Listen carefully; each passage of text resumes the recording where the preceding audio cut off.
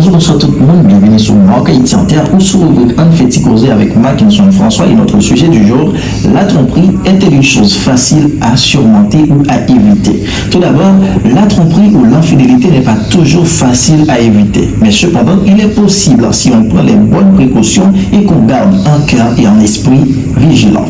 Voici pourquoi ça peut être difficile et comment rendre cela plus facile à éviter.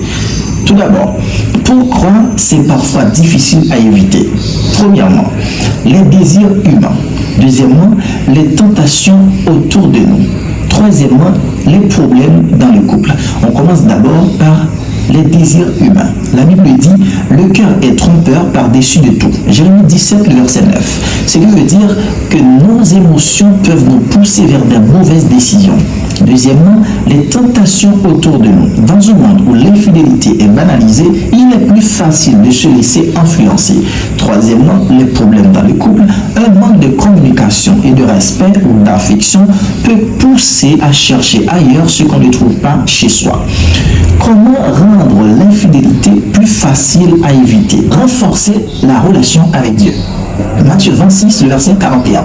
Veuillez et priez afin que vous ne tombiez pas en tentation.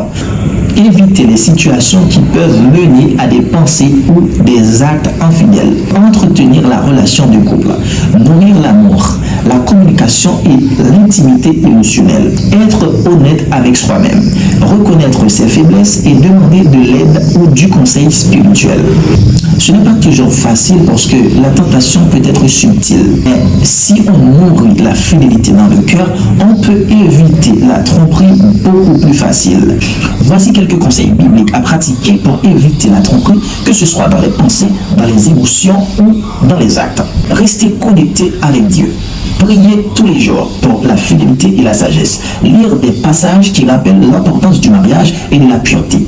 Verset clé, fuyez la débauche. 1 Corinthiens 6, le verset 18. Évitez les situations dangereuses. Ne pas rester seul dans un contexte intime avec quelqu'un qui n'est pas ton ou ta conjointe. Fixez des limites claires dans les conversations et les relations. Verset clé, ne vous conformez pas au siècle présent. Romains 12, le verset 2. Nourris l'amour dans ton couple. Passez du temps de qualité ensemble. Dire des mots d'encouragement et montrer l'affection. Verset clé, Marie, aimez vos femmes comme Christ a aimé l'Église. Éphésiens 5, le verset 25. Surveillez ses pensées. L'infidélité commence souvent dans le cœur et l'imagination.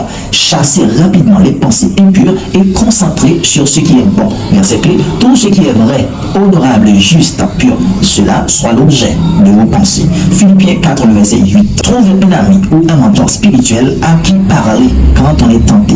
La transparence rend les mauvaises décisions plus difficiles à prendre. Verset clé, deux valent mieux qu'un. Si l'un tombe, l'autre le relève. Ecclésiaste 4, le verset 9 et 10.